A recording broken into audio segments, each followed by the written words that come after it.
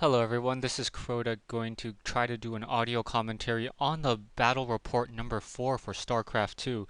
And this is for the StarCraft Legacy website, and I hope that this turns out well. Please feel free to leave me comments either on the YouTube page or on the StarCraft Legacy forums. And I would like some feedback right now. There is not very many places where I can actually get some StarCraft 2 games, so this is the best place that I can do. Right now, we're just taking a look at the maps right now. If you're not familiar with this map is going to be Lost Temple right now. And yes, it is a remake from one of the original StarCraft maps. He's right now just showing some high level ledges coming down, making sure to show how exposed that natural expansion is. There are two Zelnaga watchtowers on this map. Those Zelnaga watchtowers do give additional sight range. They do not, however, reveal cloaked units, so do not use that to try to track down Dark Templars. We do see the blue player, if you look at the mini-map, trying to scout out the other position of the red player at this point. So the blue's trying, and as the Protoss player, one point to note, each player started off with 6 starting units as opposed to the standard 4 starting units in the original StarCraft. So that is going to be a little bit different.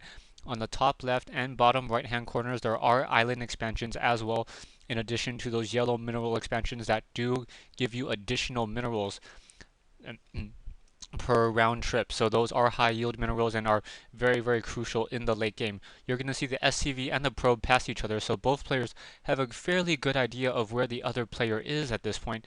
And if you look on the top left hand corner, we do see what is being built by both players. We do have a refinery, a barracks, and being built in addition to an assimilator, a probe, and SCVs right now. If you take a look at this Wallen's a little bit interesting in that one of the things you'll note is the map design is actually a hex design as opposed to the square design. So that barracks is doing a little bit of a unique wall-in, but the barracks will be able to lift off in just a moment, and then you can put in a supply depot in there as well. So SCV is able to escape from the little electric attack from that probe and is able to go ahead and run to the back right now. We do have a refinery currently up and running for the Terran player, so the Terran player will be getting 100 gas relatively soon and then be able to get to the factory. He is building an orbital command to get that additional mule, so we'll see how that is going to work. Right now we have the Marine now trying to chase down that probe. That probe is now running back across the map. Something to note for players who only watch Warcraft 3 games, as I'm normally a Warcraft 3 commentator, the normal workers actually move at normal speed. So all the units move at normal speed. Right now we see the old design for the obelisk, and the obelisk is doing a proton or a charge where I believe the probes gather 1 additional mineral per round trip. I do see a couple of those probes that are not highlighted, so that must have been a new addition to that probe being added. And now we have a zealot now chasing that SCV, trying to run back out. He's seen everything he wants to see and knows what the tactics are going to be coming in from both players. We do have a Marine guarding a Zelnaga watchtower, so that Marine is going to see that Zealot coming in and should try to start running right now.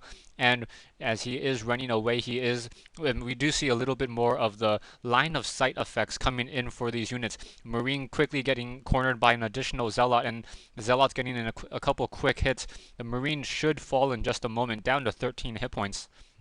Out of 45, the Zealot does 16 damage per round, so 8 on each side blade. And now we have the supply depot being picked up. So if you look at that, that is a complete wall, and now we have a change between the tech lab and the reactor core, or the core building, that lets you produce 2 additional units at the same time. So we have 2 Hellions now heading out, and those Hellions are going to be a great way to counter those Protoss Zealots. They do additional damage to light units, so the Hellion will be able to do high splash damage and be able to shoot that Zealot right now. But that Stalker will not take additional damage, so the Hellion doesn't care, trying to just run past those Stalkers and trying to get into the base, and is going to try to do some damage on this mineral line right now. Those probes are going to be forced to run to the back, and those probes, one probe does go down and trying to just do additional damage, but it looks like we do have very good micro coming in from the Protoss player, making it so that those probes, only 1 or 2 probes were taken down. The Hellion, for some reason, trying to do damage to that pylon before he's going to go ahead and escape. We do have the Protoss Nexus at the natural expansion being completed, so we should have some probes transferring in just a moment. And by the looks of the studies and by looks of the replay, it only takes 2 workers per mineral patch in order to fully saturate at a particular mineral line, assuming that you are at the maximum mining distance. We do see a mule currently mining over here in the top right hand corner as well. We do have a siege tank currently not in siege mode, in tank mode, and the siege mode has just just be completed, and now as he is in siege mode, we'll be able to stop this front door attack with those stalkers. So stalkers are going to be forced to once again push to the back. Right now, the Protoss player, the blue Protoss player, does have a small economic advantage, but we do see 2 command centers being built. The command centers are able to lift off, similar to how, I guess, Ancients and Night Elf are able to pick themselves up and walk over, except they're actually flying units, so they can go ahead and fly to that south island expansion. We do have a starport producing a medevac, which acts as a dropship and acts as a medic, able to heal biological units and pick up units as well. I am a little bit curious on how exactly the medevac works in terms of how many units it can store. And excuse me as I think I need to sneeze, but hopefully it will just go away right now. We do have the stalkers now. Oh, excuse me. We do have a stalker now warping in, and we do have a similars being built over here at the natural expansion. So we have nearly full saturation coming in from the Protoss players, and we can see how many harvesters both players have. We do have a medevac now doing a really good job picking up and dropping down those Hellions. Those Hellions are coming down, doing a lot of splash damage, and wow, just being able to pick up and being moved around. Those stalkers are trying to take down that medevac, and that medevac is just having a field day right now. Hellion able to do some additional damage, trying to take down some probes, unable to focus down a probe. One Hellion goes down, and we are going to be once again and once more picked back up and now moved over to that side of the base. So as the crow flies, these 2 units are very close to each other. So medevac dropships, medevac harass is going to be a very viable strategy in this particular matchup. Now we see that the medevac is trying to heal some low hit point SCVs, and those SCVs are coming off the mineral line to try to repair some of those Hellions. We do have a siege tank out, and we have 2 siege tanks, and they are going to be picked up and into that medevac. The medevac does look full, so the medevac was able to transport 2 siege tanks or 4 Hellions, and we're going to see what's going to happen here. We do have the command center now landed, and we also have a command center to the south, and this command center to the south is going to be pretty much mining without any issues unless we do have any warp prisons come in. With 3 Hellions trying to do some damage on that one Zealot. The Zealot's going to be forced to just try to run to the back as those Hellions just do so much damage toward those light units, and the Zealot does go down. We do have, if you look over to the left-hand side, we do have another expansion, and we have a siege tanks now trying to use that high ground. So that high ground coming into play, siege tanks in siege mode, and they're going to start blasting those units right now.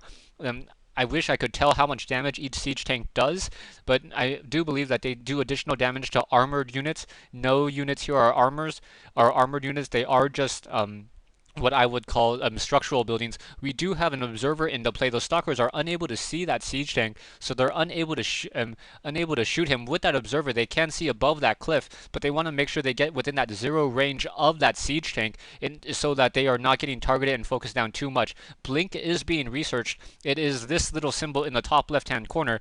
So as soon as that disappears, we should see those stalkers going to go ahead and blink in. And yes, it does go ahead and blink in, and now focusing down that siege tank. That siege tank will fall, trying to take down that second siege tank. Second siege tank out of siege mode. Now we have a pickup and drop off from that siege tank, trying to do some additional damage.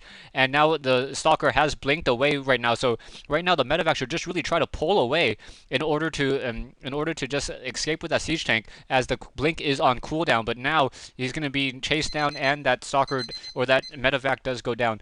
Stay tuned for part 2 of this shoutcast from the StarCraft II. Thank you.